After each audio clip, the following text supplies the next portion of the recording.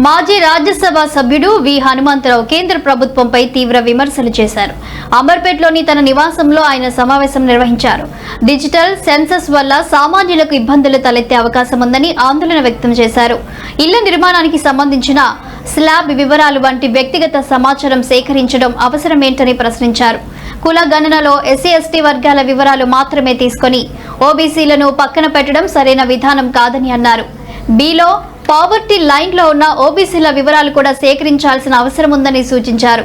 కుల గణన ద్వారా ఎవరికి ప్రయోజనం కలుగుతుందో స్పష్టత లేదని, ఇది ప్రజలను గందరగోళానికి గురి చేస్తుందని విమర్శించారు. 33 అంశాలు ఎట్లున్నాయంటే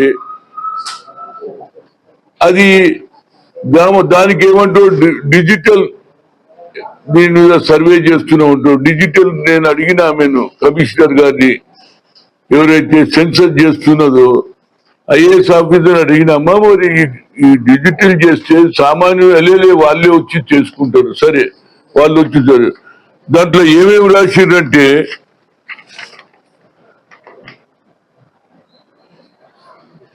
బిల్డింగ్ నంబర్ ఎంత, మున్సిపల్ దా లోకల్, ఆ తర్వాత ప్రామినెంట్ మెటీరియల్ ఫ్లోర్ లో అంటే ఇల్లు కట్టేటప్పుడు కంకర్ వేసిండ్రా ఉసుకే వేసిండ్రా అని అడుగుతారట.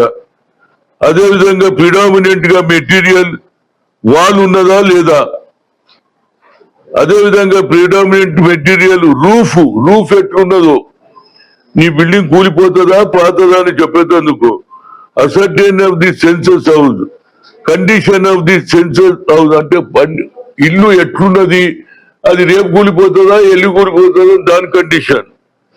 అదేవిధంగా total number of persons normally ఎంతమంది ఉంటారు ఇంట్లో, name of the head of the house ఆయన పేరేంది. అదేవిధంగా 33 అంశాలు ఇంట్లో పేర్కొన్నారు. సెక్స్ ఆఫ్ ది హెడ్, ఆడనా సెక్స్ అంటే ఇంటి పెద్ద మగవాడ ఆడివాడ అడుగుతారు. Whether is the head of the household belongs to the schedule caste and schedule tribe అంటే ఎవరైతే బిల్డింగ్ లో ఉన్నటువంటి వ్యక్తి ఎవరైతే ఇంటికి పెద్ద ఉన్నాడో ఆయనది ఏ క్యాస్ట్, ఎస్సీ అని అడిగి పక్కకి ఏం రాశారు అదర్స్ అంటున్నారు. అంటే మేము ఏం పాపం చేసినాం రా భయ్, ఓబీసీలు కావడం పాపమా, మేము ఓబీసీలో పుట్టింది పాపమా, ఎందుకు